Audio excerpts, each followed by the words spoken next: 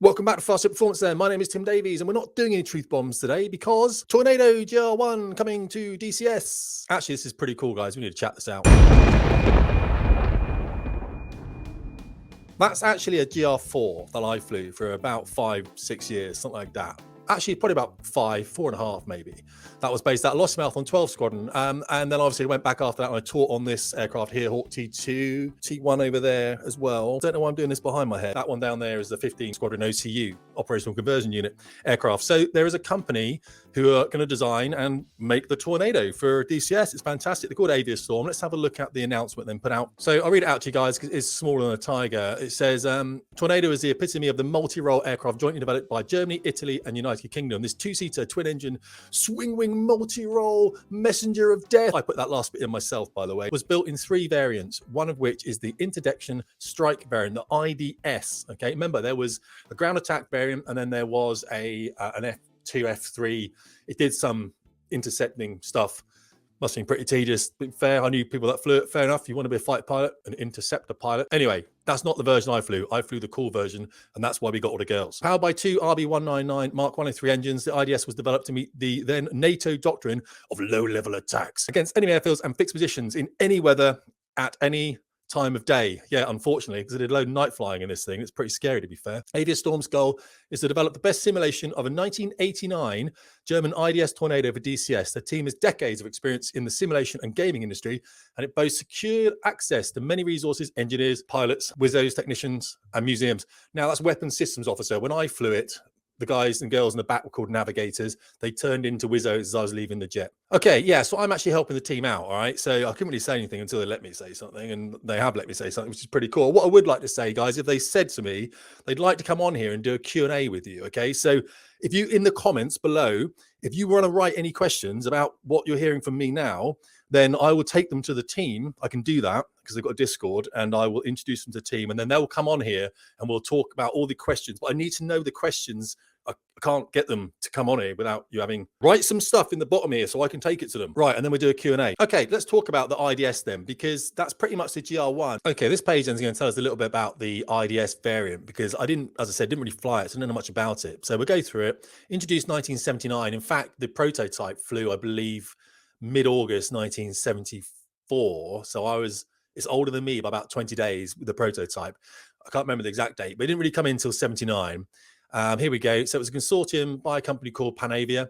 And there's a kind of a myth about Eagle Dynamics not getting a license from Panavia. I don't know how that originated. That's not true. That wasn't the case whatsoever. And it was all to do with the latter half of the Cold War. They wanted to make it swing wing because that was all the rage back then. Remember the MiG-23, MiG-29? The difference between those two aircraft, the 23-29, wrong, 23-27, Davies, was that the stores carriage was in sort of on the actual main sort of fuselage area, and then the wings swung, and the Russians couldn't work out how we actually had on our aircraft. We had stores that would stay aligned with the airflow as the wings swept. The idea being, of course, that, oh, there we go, the Aardvark as well, F-111. It's all a rage for swing wing, wasn't it? F-14. The idea was that when you come into land, you want to have a nice wing out here, and that was 25 wing for the Tornado when the wings were forward. And then when they were fully back, they were either in, well, you had it either 25, 45, is this right? Or 63, 67, depending on what tanks you had and what fuel tanks on. 67 if you had the small tanks, 63 if you had the bigger tanks. We never flew with the big tanks on the squadron here because it was just too heavy. 617 always did. We used to fly what we call a 3-bag fit. So 3 tanks, 1 center line, 2 wing of the 1100 and somethings. I don't know what they were. I can't remember. Shut up. Maybe the 1500. I can't remember now. So the idea being it could sit on the runways and go deep strike into sort of the Cold War area, the Eastern European area, and drop buckets of sunshine and then get the hell back. So there we go. It had a Texas Instrument radar train following system, a TFR, which was fantastic. And I never had any faults from it at all. Okay. But there's probably things we need to talk about that, because there were 2 modes you could have it in. And we learned a lesson about having it in the wrong mode with snow-covered mountaintops in Scotland. Very interesting, actually. We'll talk about that later as we start going through the project. We had it was all fly-by-wire, 2 crews, of course, had an inertial navigation system. But on the GR1, it wasn't GPS linked at all. So gains, in effect, GPS-aided INS. And it was in the GR4. GR1 never had that, okay? So they had to use the map, the ground mapping radar, to slew and then to mark the point using something called phase 1. It was a navigator thing. I wasn't interested in it. So there we go, 25 to 67. And it was manually. The wings were adjusted manually. And you had speeds you could trim the wings out. And if you didn't do that, the jets just started shaking like this. All right. And you went, oh, better put the wings back. Okay. There you go. It just talks about what it is. Slab-sided. We're going to go through some pictures of this anyway, guys. All right. And there's some stuff here, RB199 engines. We couldn't get above the speed of sound in the GR4. And I'll show you the renders now. And it worked really well at low level, this aircraft. It was just an absolute workhorse. It was just amazing. And it was really liking low level. And when I left the force, they started migrating to medium level. And I thought it was a real shame, to be fair. In fact, most of my Telic, so the 2003, 2007, was at medium level, 20,000 feet. I did a show of force, a couple of those, but most of it was at height, which is a real shame. So this is obviously this is the cockpit area, and you can see engine instruments are on the right there. This, I think, was like a moving map for the pilot in the middle there. When I was on the GR4, of course, that was all digital. I think this was like some kind of frame. You can see the detail they're going into. It's crazy. This is obviously plan form then. The wings fully forward at 25. They've done quite a lot of work on this. This is going to be a long project. This is a complicated airplane. It works front to back, as in and back to front. You cannot fly this jet without someone else in the other cockpit. They need to be together. Beneath the jet. Now, I spoke to the team. I think they put too much work into the detail, and they're going to have to remove some of it. And that's fair. You don't want too much work in. Here's the intake then. Now, we had ramps in this intake that were sort of welded shut so that we couldn't have supersonic, it wouldn't accept supersonic flow. You'd have compressor stalls and all sorts. Whereas the F3 had ramps that would break that supersonic flow into subsonic flow, and therefore it could go faster than the speed of sound. We were limited, if I remember, to, I think it was 0.97 mark. I can't honestly remember exactly what the speed was. Probe, I went to a tanker once with a mate, and when we got to the tanker, he said, my probe's not coming out. I looked across, I went, mate, you haven't got a probe. Some jets didn't have a probe. So don't go to a tanker without having a jet with a probe. It does happen. Look at the detail on that. Look at that. That's lovely, isn't it? So there's the wings, and of course that wings are going to move. Make sure we get the speed of the wings done properly. This is based, the whole aircraft is based on a German IDS 44+5-6 last call aircraft that they've got that belonged to a Jagdbombergeschwader 34 in Memmingen. My German is bad. Okay, and I apologize for that. Someone's going to really have a go at me for that, aren't they? It had spoilers, you see, on the wings. Spoilers. That's a spoiler out there. We didn't use ailerons on the jet. You can see the amount of detail they put into the undercarriage there. Ridiculous amount of detail. It's going to come back to bite them, I think. Maybe I have to get rid of some of that. The undercarriage bay had a lot of avionics sort of tucked in there, so they're going to have to probably not model that at all. I don't know in DCS anyone that's ever up there in the undercarriage having a look around, just checking things. Undercarriage pictures, and obviously the wing pylons. And you could remove these, but they normally stayed on the jet, and they'd always have something on them. So outboard one would have the Sky Shadow, I can't remember now, defensive aid pod, and then there'd be a bowl pod, a chaff and flare pod on the other wing, and then fuel tanks on those, on the inner parts of the aircraft. Okay, we had one gun on the GR4. I didn't think the IDS had two. I don't know if that's, maybe, I don't know. I have to look that up. Okay, and that's the underneath of it. Looks very nice. Again, that's just the front undercarriage, and that's looking at front on. So it's important that you get the dimensions correct on this, and it's very interesting because if you left that jet overnight, those gear doors would, or only maybe 2 or 3 days, the gear doors would drop down. That's how you could tell that the jet hadn't flown for a while, because the undercarriage doors, the hydraulic pressure just allowed them to sag a little bit. We need to get that modeled in, don't we? They have got a Facebook, Insta, and a website. So again, in the comments, any questions, I'll take them to the team. I want to get this done in 3 minutes, guys. Okay, let's just have a look at some pictures of the jet. It allows me to show you some tornado pictures. I don't want to use rude words on my site. You know what I mean? Ta-da! That's their tornado that they're making them. That's another rendering they've got with the probe out, which is cool. Swing wing, messenger of death. Okay, look at her.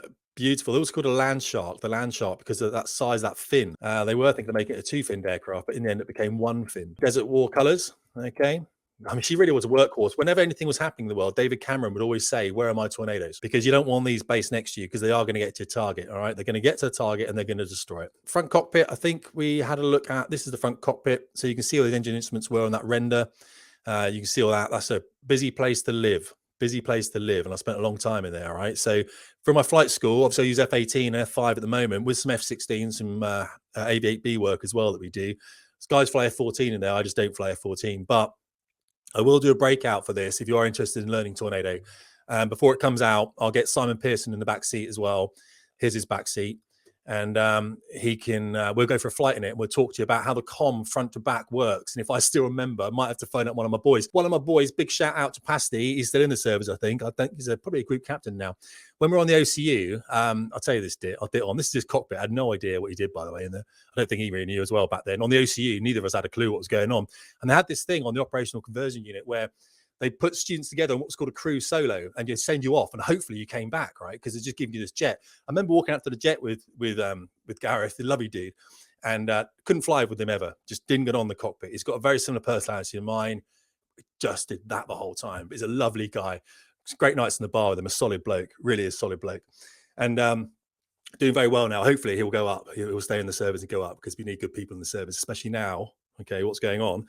But we went on a crew solo, and we had to go down a target run. I think we had a target run. Yeah, we did. We had 2. And went down this target run. And I'm saying to him, I need a package. I need a package. And I'm looking at my head-up display going, this doesn't look right. You know, we've gone through the IP. We're heading for the target. What's going on? There was no bomb fall line. Pasty, mate, I haven't got a bomb fall line. And he went, yeah, you have? I said, no, mate, I haven't. I haven't got a package. I've got 5 miles to target. And this is about 40 seconds. And we're doing like something ridiculous, like 480 knots. I'm like, mate, I haven't got it. Pasty, give me a package. He's like, left to rights. What about now? Mate, I've got nothing. I honestly did have nothing. I had no bomb fall line. And we went through that target, dropping nothing, because we had nothing on it. And we just argued the whole way down the target run. Like, mate, give it to me. No, I haven't got it. Well, you got it, mate. Like, it's just mental, because we're both just stressed out baby students on a massive jet that weighs 26 tons. And we got back to the OCU, landed, went back in. Then one of the flying instructors obviously debriefed us, and they said that's the worst target run we've ever seen on a crew solo ever. and we never got a chance to do it again, of course. And they used that tape for a while on how not to communicate in the cockpit, because that's the first time you ever fly with navs. You never fly with a nav in flying training until you get onto an aircraft like this. I loved flying with navs. I really loved it. Right, let's just plug a couple of books then for a couple of guys that I know very well, and they're good dudes. So Michael Napier's book then, lovely man, Tornado GR1 Operational History. Well worth having a read of that book if you can. Superb book. He's a lovely dude as well. And then, of course, John Nicole's book, Tornado in the Eye of the Storm. Again, a great book. So well worth picking that one up, guys. As I said, this is it's going to be a really great addition to DCS, to Eagle Dynamics. I love the fact the jet's coming out. I'm going to leave it there. Lastly, just before I go, it is the Queen's funeral tomorrow. I just want to thank people that have been writing to me, and then these aren't British people at all, but just the words of support you've had for us all in the country here. It's a very difficult time, but the Queen was so superb. There's so much love for her. I'm a monarchist, obviously. You know, I'll die, wrap that flag around me when I'm dead. Absolutely fine. You know, I love the country. I love the monarchy. I know some people don't. That's fine. I love being under a monarchy. I know it's hard for people that don't have a monarchy to understand that. But if you watch it tomorrow, it's on Monday. If you do watch it or find it on YouTube, have a look at everyone's contribution, military contribution, family's contribution to this. So it's something that you won't see very often. Probably won't see it again in our lifetimes. Maybe we will, but you know, have a watch of this. 70 years the Queen reigned. It'd be an emotional experience, but it's superb to celebrate the life of someone who brought so much to the world, and she really did. So thank you for that. Thank you for your messages. In the comments again, just write down what you want me to ask the team. I'll get them on here. We do a Q&A, guys. Brilliant. Really, really thank you for watching. I really appreciate the support. Tim Davies, Fast Jet Performance.